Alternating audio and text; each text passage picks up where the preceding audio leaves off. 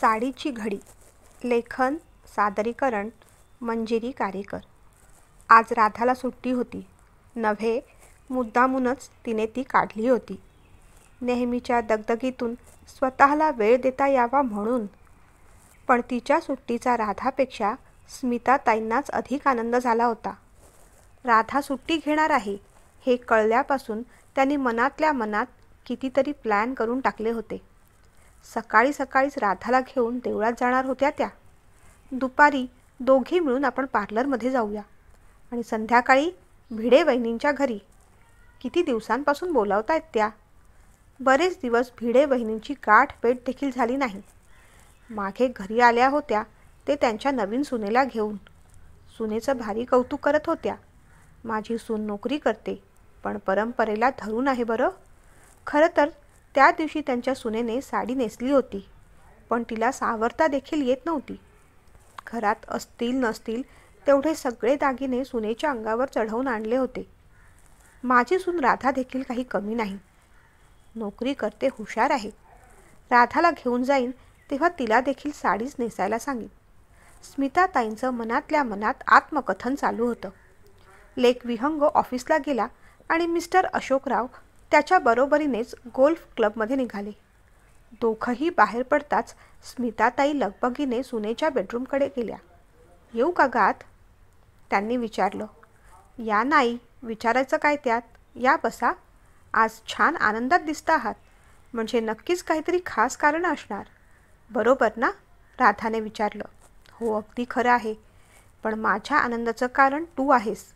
स्मिताताईंच्या या उत्तरावर राधाला जरा आश्चर्य वाटलं. मी? ते कसं? तिने विचारलं. आज तू सुट्टी घेतली आहेस ना, मग आज संपूर्ण वेळ तू माझ्याबरोबरच राहायचंस.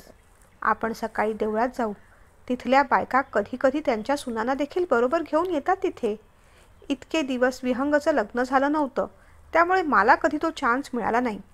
पण आता मी देखील तुला बरोबर घेऊन जाणार आहे. त्यानंतर आपण घरी येऊ. मी पटापट यांच्यासाठी जेवण करते आणि दुपारी मग आपण पार्लरला जाऊया. चालेल? खरं सांगू का गं, पार्लर मला विशेष आवडत नाही. पण सोसायटीतल्या सगळ्या बायका पार्लरमध्ये जातात. कधी केस कलर करतात, कधी फेशियल करतात आणि मग उगीचच मला विचारत बसतात, तुम्ही कोणत्या पार्लरमध्ये जाता? केस काळे का करत नाहीत? माझ्या मैत्रिणी म्हणतात, स्मिता जरा नीट राहत जा गं, नेहमीच गबाळ्यासारखी राहतेस. खरं सांगू का, मी कधी पार्लरमध्ये गेलेच नाही. यांना हे सगळं आवडत नाही गं. तुमच्या लग्नात साधी लिपस्टिक लावली होती तेव्हासुद्धा हे रागाने पाहत होते माझ्याकडे. दिवसभर माझ्याशी बोलले देखील नाहीत. पण आता सांगू शकेन ना, राधाला पार्लरमध्ये जायचं होतं म्हणून मीही गेले आणि मग राधानेच केस काळे करायला सांगितले म्हणून केले. अशा या गबाळ्या अवतारात यांच्याबरोबर कुठे जायचं म्हणजे यांनाही लाज वाटते आणि मग मलाही. पण आता मला छान राहावंसं वाटतं. आणि मग स्मिताताई स्वतःशीच हसल्या. पार्लरला जाऊन आल्यानंतर मग आपण घरी येऊ. मी यांना चहा वगैरे करून देते आणि मग आपण आरामात भिडे वहिनींकडे जाऊन येऊ. तुमच्या सुनेला घेऊन या घरी, असं म्हणून किती दिवस मागे लागल्या होत्या त्या. आणि हो राधा, त्यांच्याकडे जाताना साडी नेस हं, छानपैकी. माझ्याकडची देऊ का गं? मला विनीने घेतलेली मस्त आहे साडी. तूच घडी मोड तिची. बरं, आता लवकर आटप हं. साधारण माझ्या देवळातल्या मैत्रिणी 10-10:30पर्यंत देवळात असतात. त्याआधीच आपण तिथे पोचायला हवं, म्हणजे त्यांना तुला पाहता येईल. असं म्हणत स्मिताताई वळल्या. राधाला आपल्या साध्या भोळ्या सासूचं कौतुक वाटलं. नवी कोरी करकरीत साडी सुनेला बिनधास्त घडी मोड असं सांगणारी सासू खरंच गोड असली पाहिजे. पण त्यांची ही धडपड स्वतःसाठी नव्हती, कुणाला तरी काहीतरी दाखवण्यासाठी, कोणत्या तरी हट्टहासापायी होती. याचं तिला निश्चितच वाईट वाटलं. निदान आजचा दिवस तरी या सगळ्या गोष्टी करण्यासाठी तिने निश्चितच राखीव ठेवला नव्हता. नाईलाजाने राधा म्हणाली, आई थांबा, मी नाही येऊ शकत तुमच्यासोबत कुठेच. खरं सांगू का, मी सुट्टी घेतली होती ती माझ्यासाठी. मला स्वतःला वेळ देता यावा म्हणून. थोडंसं वाचन, चिंतन, मनन करता यावं म्हणून. माझ्या आवडत्या गोष्टी करायला मिळाव्या म्हणून.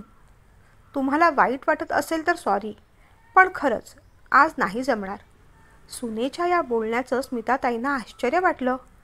आपल्याला आपल्या तोंडासमोरच नाही असं कसं म्हणू शकते ही? आणि आपण हे सगळं हिच्यासाठीच करतोय ना.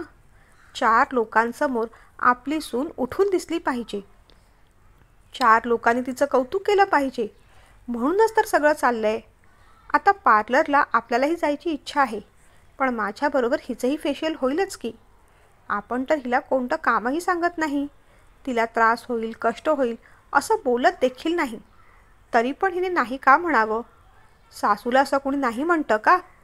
तिच्या जागी जर आपण असतो तर आपली एवढी हिंमत देखील झाली नसती. आपल्या सासूने डोक्यावर 4 पोती घेऊन उभं राहायला सांगितलं असतं तरी आपल्याला नाही म्हणता आलं नसतं. चेहऱ्यावरची नाराजगी स्मिताताईंना लपवता आली नाही. पार्लरमध्ये आपल्यासाठी हिला काही पैसे खर्च करावे लागतील म्हणून तर बोलत नसेल नाही, असं वाटून पटकन स्मिताताई म्हणाल्या, अगं राधा, पार्लरचे माझे पैसे मी देईन. मागे यांनी खर्चाला दिले होते मला, ते थोडे साठवलेले आहेत माझ्याकडे. सासूच्या या भोळ्या बोलण्यावर राधा खळखळून हसली. आई, तुम्ही किती इनोसंट आहात. अहो, पैशासाठी मी नाही म्हणाले नाही. मला माझी ठरवलेली कामं करायची आहेत, म्हणून मी तुमच्यासोबत येऊ शकत नाही. बस एवढंच आहे. पुढच्या वेळेस आपण 2 दिवस अगोदर प्लॅन करू आणि नक्की जाऊन येऊ. पण यावेळेस खरंच नाही जमणार. पण तुम्ही या ना जाऊन. मी तर म्हणते आरामात आलात तरी चालेल. वाटल्यास जेवणाचं मी पाहते, प्रेमळपणे राधा म्हणाली. स्मिताताई मग गहन विचारात पडल्या. नको, राहू दे. तुला घेऊनच तर जायचं होतं. जाऊ दे, राहू दे, नंतर पाहू हं. स्मिताताई थोडी दुःख वाटल्या. पण माझ्यामुळे तुम्ही का कॅन्सल करताय? तुम्ही तुमच्या मैत्रिणींना भेटून या. मैत्रिणींसोबत गप्पा मारा. अगदी वाटल्यास बाहेर काहीतरी हॉटेलमध्ये जाऊन पार्टीसुद्धा करून या. आणि हो, यावेळेसचे पार्टीचे पैसे माझ्याकडून हं. तिथून येताना वाटल्यास भिडे वहिनींना भेटून या, राधाने सुचवलं. अगं, पण तू नशील तर मी जाऊन काय करू? माझ्या मैत्रिणी त्यांच्या सुनांना घेऊन येतात. घेऊन येतात म्हणजे मिरवतच असतात अगं. प्रत्येकजण आपापल्या सुनेचं कौतुक सांगत असतात. पवारांची सून जेवण चांगलं करते, सातपुतेंची रांगोळी छान घालते, बिलकरांची इंजिनियर आहे आणि गोपालांची एअर होस्टेस. सगळ्याजणी फुशारक्या मारत असतात. म्हणून म्हटलं आज तुलाही घेऊन जावं आणि म्हणावं माझी सून देखील कशात कमी नाही आणि सगळ्यांची तोंडं गप्प करावीत. सासूच्या बोलण्याने राधा फक्त हसली. बरं, देवळाचं राहू दे, पण निदान दुपारी पार्लरमध्ये तरी जाऊन याल की नाही? राधाने विचारलं. नको गं बाई, आणि ह्यांना काय सांगू? म्हणतील म्हातारपणी तुला कसले गं चळ लागलेत. आणि यांना जेवणात उशीर झालेला अजिबात चालत नाही. भाजीत मीठ मसाला कमी जास्त झाला तर मग काही पाहायला नको बाई. असू देत, तू तुझं काम कर, मी माझ्या कामाला जाते. असं म्हणत स्मिता ताई जायला निघाल्या. राधालाच मग वाईट वाटलं. आई, बरं थांबा, येते मी. राधा असं म्हणताच स्मिताताईंचा चेहरा उजळून निघाला. येतेच म्हणालीस? खरंच येशील? अजूनही त्यांना विश्वास वाटत नव्हता. हो, येते. 5 मिनिटात तयार होऊन येते. आता ड्रेस घाल, पण संध्याकाळी साडी नेशील ना? माझ्यासाठी प्लीज. सासू असं म्हणताच राधाने हसून मान डोलावली. आनंदाने स्मिताताई रूमच्या बाहेर पडल्या. राधाने पटापट तयारी केली. केसांची छोटी वेणी बांधली. स्मिताताई देखील तयार होऊन बाहेर आल्या. अगं, केस मोकळे सोडायचेस ना? छान दिसता तुम्हा मुलींना. आणि काय गं, तुला लिपस्टिक वगैरे आवडत नाही? स्मिताताईंनी विचारलं. आई, अहो देवळातच तर जायचं आहे, म्हणून म्हटलं. केस मोकळेही सोडायला नकोत आणि लिपस्टिक तर अजिबात लावायला नको. तसंही मला फार आर्टिफिशियल मेकअप आवडत नाही. राधा म्हणाली. हो गं, तुझं म्हणणं पटतं मला. पण त्या बायका आहेत ना, लगेचच नावं ठेवतात अगं. खरं तर तू किती सुंदर दिसतेस साधी, पण तरीही म्हणतील जोशांची सून फारच साधी दिसते. असू दे आई, म्हणू दे. असंही देवळात फॅशन परेडसाठी नाही, मनशांतीसाठी जातो की नाही आपण. सुनेचं बोलणं पटल्यासारखं वाटलं म्हणून स्मिताताईंनी मान हलवली. रॅकमधल्या चपला बाहेर काढणार तोच अशोकराव घरी आले. त्यांना पाहताच मोकळेपणे वावरणाऱ्या स्मिताताईंना एकदम अचानक दडपण आलं. तुम्ही लवकर आलात? त्यांनी विचारलं. हो, झाल्या गप्पा, आलो लवकर. पण तू कुठे निघालीस? मनगटावरचं घड्याळ पाहत त्यांनी विचारलं. अहो, राधाला जरा देवळात घेऊन जात होते. पटकन येते. जाऊ ना? भीत स्मिताताईंनी विचारलं. रोज देवळात जायची काय गरज आहे? घरी बसवत नाही शांत, घरी पूजा कर ना. बरं आधी मला वाळ्याचं सरबत करून दे, मग कुठे जायचं तिकडे जा, बाबा म्हणाले. स्मिताताईंनी निमूटपणे हातातली पर्स सोफ्यावर ठेवली. राधा, तू पुढे हो, मी पटकन आले यांना सरबत देऊन. स्मिताताईंनी दबक्या आवाजात म्हटलं. नको आई, मी पण थांबते, एकत्रच जाऊया.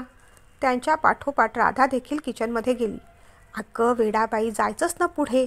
आता आणखीन काही कामं लावली तर दोघी अडकून पडू.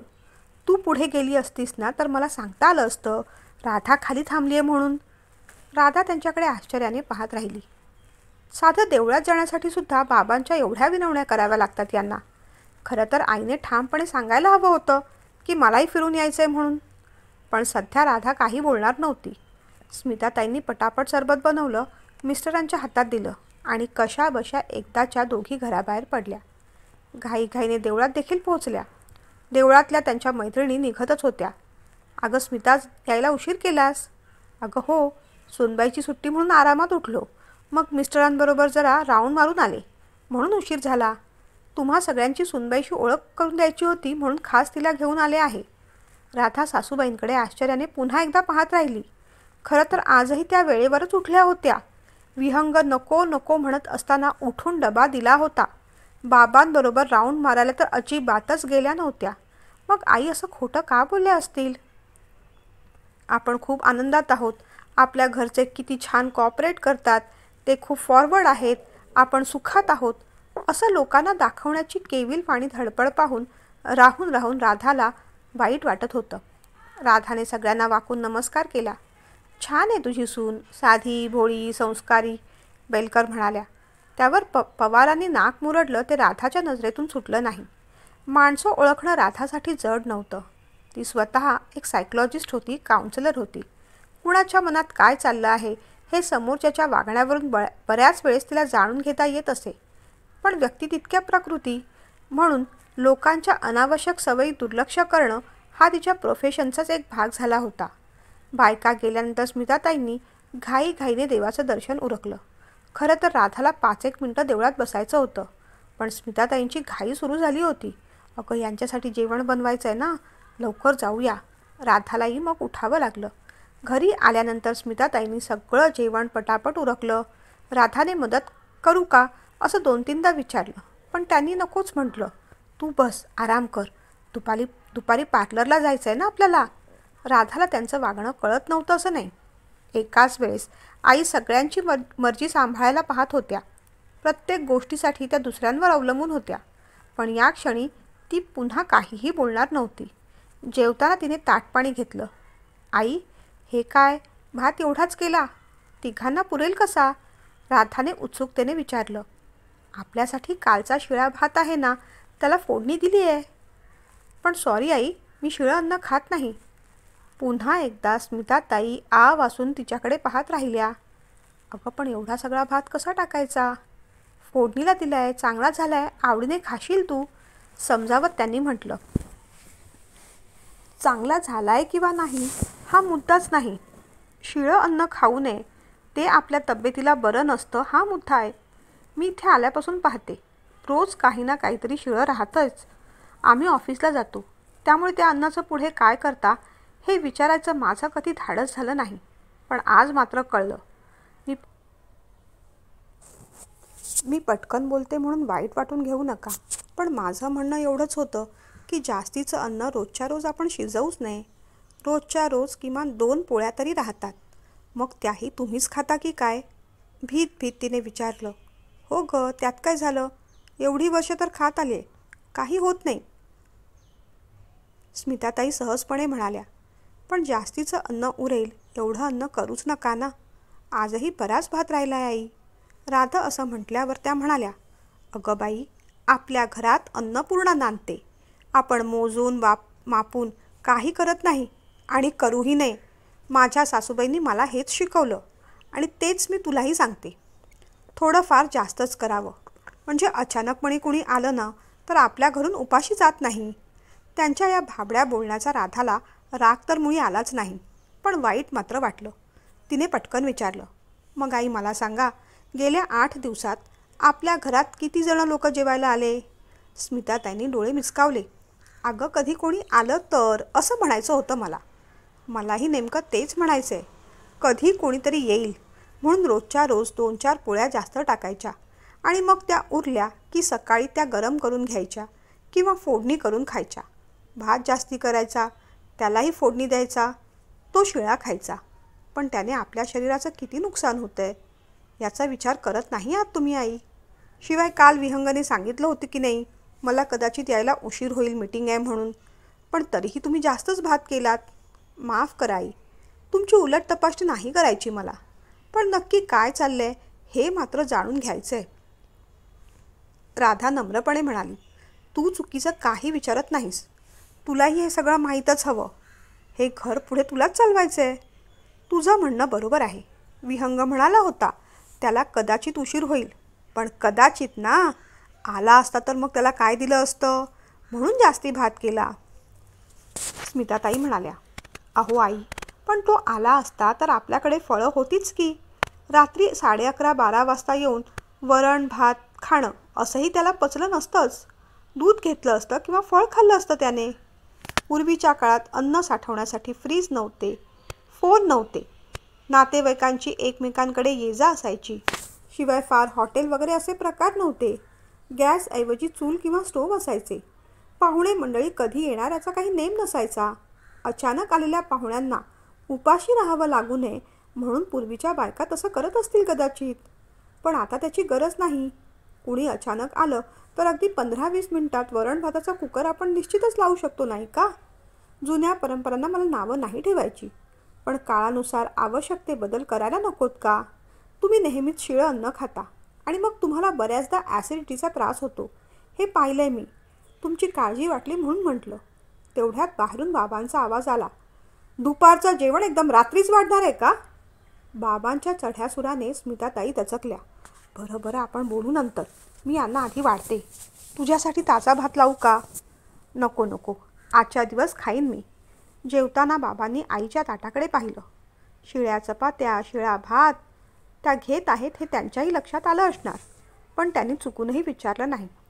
आपल्याच घरातल्या माणसांना आपण किती ग्रँटेड घेतो. एखाद दिवशी त्यांनी एखादी शिळी पोळी खाल्ली असती तर आईंनाही एखादी ताजी चपाती खाता आली असती. त्यात बाबांना गैर वाटत ना आईंना. समाजाने स्त्रीच्या मनावर इतकं बिंबवलंय की त्याग, समर्पण, फॅमिलीच्या गरजा या सगळ्यात स्वतःला काही मागे ठेवणं हे जणू तिनेच करायचं आहे. जेवताना आईने दक्कत विषय काढला. अहो, जेवण झाल्यानंतर राधाबरोबर जरा पार्लरमध्ये जाऊन येईन. का? पार्लरचा रस्ता माहीत नाही तिला? बाबाने जोरात असं विचारताच आईना ठसका लागला. तसं नाही, कुणीतरी सोबत असलं तर बरं असतं ना. आईंना पुढचं काहीच बोलू न देता बाबा आणखीन खवळले. म्हणजे दुपारी कुरिअरवाला आला, पोस्टमन आला तर माझ्या झोपेचं खोबरं. ती जाईल तिची. पार्लरमध्ये तुझं काही काम नाही. तू घरी थांब. काहीतरी बोलण्यासाठी आई पुन्हा तोंड उघडणार तेवढ्यात राधा म्हणाली, नाही हो बाबा, आईचं सुद्धा काम आहे. त्यांनासुद्धा हेड मसाज फेशियल करून घ्यायचं आहे. राधा असं म्हणतात स्मिताताईंचे हात पाय थर थर कापू लागले. काय? हिला कशाला? बाबांनी विचारलं. माफ करा बाबा, जसं तुम्हाला सकाळी गोल्फ क्लबला मित्रांबरोबर गप्पा मारायला, फिरायला, कधी कधी पार्टी करायला आवडतं की नाही, तसं त्यांनाही काही गोष्टी आवडतात. फक्त इतके दिवस मनातल्या मनात त्यांनी त्या दाबून टाकल्यात. विहंग नसताना या गोष्टी मला बोलायच्या नव्हत्या. तुमच्या दोघांचा प्रश्न आहे, मान्य आहे. पण मी जर बोलले नाही ना तर आई ही गोष्ट कधीच बोलू शकणार नाही हे देखील मला माहिती आहे. तुम्ही आत्ताच विचारलं ना, तिला कशाला पार्लरमध्ये जायचं आहे? उत्तर मी देते. इतर बायकांसारखं त्यांनाही तुमच्याबरोबर फिरायला जायची इच्छा असते. अहो, त्यांच्या मैत्रिणी त्यांच्या नवऱ्याबरोबर कुठे कुठे फिरत असतात. छान छान कपडे घालतात, पार्लरमध्ये जातात, छान दिसतात, अशी त्यांची पण इच्छा असते. कुठेतरी त्यांच्या मनात त्या तुम्हाला शोभत नाही अशी भावना बळावते. म्हणून त्यांना नीट राहावंसं वाटतं, छान राहावंसं वाटतं. त्यात काय चूक आहे? आणि मला सांगा, तुम्हाला नाही का वाटत तुमची बायको देखील इतर बायकांसारखी छान आणि स्मार्ट दिसावी? राधाच्या या बोलण्यावर बाबा 2 क्षण शांत झाले. पण आपल्याकडे या असल्या गोष्टी चालत नाहीत ग. बाबांचा सूर आता थोडा मावळला होता. अहो, पण या गोष्टी चालवणारी आणि चालणारी माणसं आपणच आहोत ना. मग बदलूया ना थोडं. प्लीज बाबा, थोडं थोडं सगळ्यांनी बदलूया. मी या घरात आली आहे ते सून म्हणून नव्हे, घरची लेक म्हणूनच.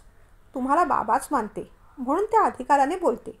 त्यात तुमचा कुठेही अपमान झाला असेल तर मोठ्या मनाने वडील म्हणून मला सरळ क्षमा करून टाका आणि लेक म्हणूनच मी तुमची माफी देखील मागते. तुम्हाला पटलं तर नक्की विचार करा, पण पटलं नाही तर त्याचा राग आईवर मात्र काढू नका. एवढं बोलून राधा तिच्या रूममध्ये निघून गेली. ताट समोर तसंच होतं. स्मिताताई थरथरत होत्या. अहो जाऊ दे, नवीन पिढीची मुलं आहेत ती, त्यांचे विचार तसेच असणार. पण तुम्ही चिडू नका हो. तुम्ही म्हणत असाल तर नाही जाणार त्या पार्लरला मी, पण चिडू नका. तुम्ही चिडलात ना की माझ्या पोटात गोळा येतो, एवढा मोठा भयंकर. ताट तसंच ठेवून बाबा देखील उठले. स्मिताताई हातपाय जोडू लागल्या. अहो प्लीज, अन्नावरून उठू नका. तुमच्या मनाविरुद्ध होईल असं पुन्हा या घरात काहीच घडू देणार नाही मी, खात्री देते. अहो प्लीज जेवून घ्या, कृपा करून जेवून घ्या. नका ना उठू अन्नावरून. सतत सतत तीच गोष्ट त्या बोलत होत्या. अगं हो हो, जरा थांब की. सारखं काय जेवून घ्या जेवून घ्या जेवून घ्या लावलंयस. जेवूया आपण. राधालाही बोलवून घेऊन येतो ना, तिघं मिळून जेवू. स्मिताताई आपल्या नवऱ्याकडे आ वासून पाहतच राहिल्या. त्यांच्या डोळ्यात आनंदाचे अश्रू उभे राहिले. त्यांनी राधाच्या रूम बाहेरूनच हाक मारली. राधा बाहेर ये. राधा गपचूपपणे बाहेर आली. बाबा आपल्याला काही बोलतील याची तिला भीती नव्हती, पण आपला राग त्यांनी आईवर काढू नये असं तिला वाटत होतं. ती हात जोडून उभी राहिली. सॉरी बाबा, पुन्हा घरच्या गोष्टीत पडणार नाही मी, पण आईवर रागवू नका. ती म्हणाली. एवढा आईचा पुळका होता तर मग मगाशी मला एवढं का सुनावलंस ग? आईचीच लेक आहेस की फक्त माझी कुणीच नाही? राधा, विनिता म्हणजे आमच्या विनूचं लग्न झालं तेव्हापासून असं हक्काने ओरडणारं कुणीच नव्हतं या घरात. खरं तर या घरात विनू सोडून बाकी या आवाजात माझ्याशी कुणी बोलत नाही. अगदी तुझा नवराही नाही हां, तोही खूप घाबरतो मला. पण आज तू हक्काने बोललीस ना, अगं बरंच वाटलं मला. तू म्हणतेस त्यात काही चूक नाही, पण या सगळ्या गोष्टी एवढ्या अंगवळणी पडल्या आहेत की त्यात काही बदल करावा असा विचारच मनात आला नाही. पण तू आता आली आहेस ना, हळूहळू सगळे चांगले बदल घडवून आण. हक्काने बोलत राहा. हे घर तुझंही आहे. पण आता जेवायला चल बाई. फोडणीचा भात आपली वाट पाहतोय. मग तिघेही हसले. आणि हे पहा स्मिता, उद्यापासून जेवण मोजकंच बनवत जा. पाहुणे आले तर स्विगी आणि झोमॅटो आहेच की. आणि लवकर आटपा, तुम्हाला पार्लरमध्ये जायचं आहे ना. छान फेशियल करून ये बरं. आणि केसांनाही काहीतरी करून घे ग, किती पांढरे झाले आहेत. परवा शर्माजींच्या लग्नाचा 50वा वाढदिवस आहे. आपल्या दोघांना जायचं आहे तिथे. अशोकराव बोलत होते. स्मिताताईंना जे घडतंय त्यावर विश्वास बसत नव्हता. आपल्या नवऱ्याची दृष्ट काढावी की काय असं त्यांना वाटलं. आज कितीतरी वर्षांनी स्मिताताईंची त्यांनी दखल घेतली होती. खरं म्हटलं तर तसं कोणी वाईट नसतं. फक्त सवयींनी किंवा घरातून, समाजाकडून सतत तेच ऐकून काही गोष्टी मनात एवढ्या बिंबलेल्या असतात की माणूस त्याच पद्धतीने वागत जातो. आपल्या विचारांमध्ये, वागण्यामध्ये बदलाची गरज आहे हे नव्याने कुणीतरी येऊन सांगावं लागतं. खरं तर नेहमी शांत असणारे बाबा आज दिलखुलास सुनेशी आणि बायकोशी गप्पा मारत बसले होते. बरं तुम्ही जा पटकन, भांडी मी आवरून ठेवतो असं म्हणून त्या दोघींना त्यांनी पिटाळून लावलं. दोघींपेक्षा बाबांनाच आज जास्त समाधान मिळालं होतं त्याचं. त्यांनी लगेचच लेकीला फोन फिरवला. ए विनू, माहिती आहे का तुला, आज तुझी आई फेशियल करायला गेली आहे. मी पण केस डाय करू का गं? आणि मागे तू माझ्यासाठी जीन्स घेतली होती ना, शर्माच्या लग्नाच्या वाढदिवसाला मी 30 जीन्स घालणार आहे. आज कितीतरी वेळ मुलीशी ते मन मोकळेपणाने बोलत होते. कधी कधी काय होतं, दुसऱ्याचे हात पकडून ठेवताना आपले हातही त्याबरोबर बांधले गेले आहेत, अडकले गेले आहेत हे कळायला जरा वेळच लागतो. पण समोरच्याला एकदा मोकळं केलं की आपणही मोकळे होतो. ही भावनाच किती छान आहे. हेच नेमकं बाबा आज अनुभवत होते. पार्लरवरून येताना स्मिताताई राधाचा हात पकडून म्हणाल्या, खरी सायकोलॉजिस्ट आहेस तू. दुसऱ्यांच्या मनातलं सगळं बरोबर ओळखता येतं नाही तुला. जादूची कांडी फिरवावी तसं सगळं बदलून टाकलंस. सगळं खूप छान आणि भारी वाटतंय.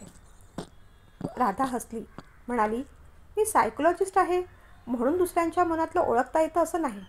मुळात मला माझ्या मनातलं छान कळतं म्हणून मी दुसऱ्यांचं मनसुद्धा छान समजू शकते. आई, आपण आपल्या आनंदासाठी जगावं. आपण आधी छान आणि आनंदी राहावं. फक्त छान असणं असं दाखवणं आणि खरोखरीच छान असणं यात खूप फरक असतो. सकाळी देवळातल्या बायकांबरोबर बोलता बोलता तुम्ही म्हणालात, तुम्ही बाबांबरोबर फिरायला गेला होतात म्हणून. तेव्हाच तुमच्या मनातली इच्छा मला समजली.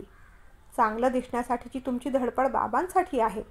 तुम्हालाही त्यांच्यासमोर शोभून दिसायचं, उठून दिसायचं हे मला जाणवलं. इतर बायका जशा आपल्या मुलासुनांबद्दल सांगतात, तोच कौतुकाचा मोठेपणा तुम्हालाही सांगायचं आहे हेही जाणवलं मला. आणि त्यात काही चूक नाही बरं. पण कुणाला दाखवण्यासाठी सुखी असण्याचं नाटक करण्यापेक्षा खरं सुखी होणं हे जास्त महत्त्वाचं नाही का? आपल्यासाठी आपल्यालाच बोलावं लागतं आणि नेहमी ते बोलायचं देखील असतं. प्रत्येक वेळेस आपल्याला शेवटी ठेवायचं नसतं आई. आपण आपल्यावरही प्रेम करायचं असतं. आपली देखील काळजी घ्यायची असते. आपल्या शरीराची, आपल्या मनाची आणि आपल्या भावनांची आणि आपल्या इच्छांची देखील. नाहीतर सगळंच राहून जातं. राधा बोलत होती. राधा, किती छान बोलतेस तू. पण बाळ, आज माझ्यामुळे तुझं प्लॅनिंग बाकी बाजूला पडलं ना. मनातली खंत स्मिताताईंनी बोलून दाखवली. काहीच हरकत नाही. पण आज जे मिळालं तोही आनंद काही कमी नाही. माझं वाचन, चिंतन, मनन पुन्हा केव्हा तरी करीन. उलट बरं याचं वाटतंय की कधी काळी केलेलं चिंतन वाचन आज वर्तनात आणू शकले. दोघी छान हसल्या. घरी येताच राधा म्हणाली, आता संध्याकाळचा चहा मीच करणार हं. तुम्ही तयारी करा. आपल्याला भिडे काकींकडे जायचं की नाही? स्मिताताई हसल्या. आणि बरं का, साडी नाही घातलीस तरी चालेल ग. शेवटी काय, आनंदी दिसण्यापेक्षा आनंदी असणं महत्त्वाचं.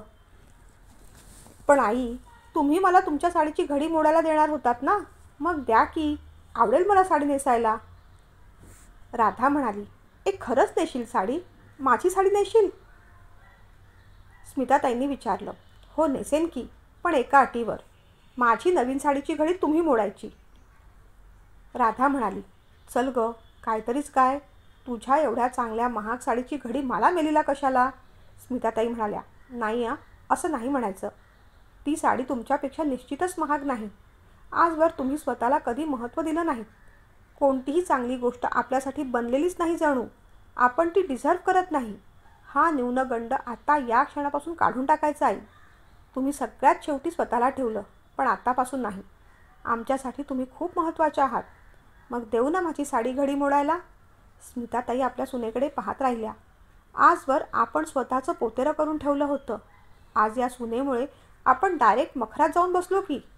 आपल्याला काय वाटतंय हे शब्दात सांगता येणं शक्यच नव्हतं. त्यांचे डोळे पाणावले. राधाकडची साडी घेऊन स्मिताताई आत गेल्या, तयार झाल्या. विनूने दिलेली साडी घेऊन आल्या. आपल्या साध्या पण सुंदर हुशार सुनेला साडीत पाहिलं. ती बाबांबरोबर गप्पा मारत होती. बाबा, ही साडी विनूने आईंना दिली होती. आईंनी मला घडी मोडायला दिली. कशी दिसतेय मी? तिने सासऱ्यांना विचारलं. खरं सांगू का राधा, क्षणभर मला वाटलं आमची विनूच उभी आहे इथे. तिचाच भास झाला ग तुझ्यात. तूही खूप सुंदर दिसतेस, अशोकराव म्हणाले. सून आणि सासऱ्यांचा प्रेमळ संवाद ऐकून स्मिताताईंचा ऊर भरून आला. देवा, अशीच घराला प्रेमाने आपलं करणारी सून प्रत्येकाला दे. हक्काने सासूच्या साडीची आणि नको असलेल्या विचारांची घडी मोडणारी सून.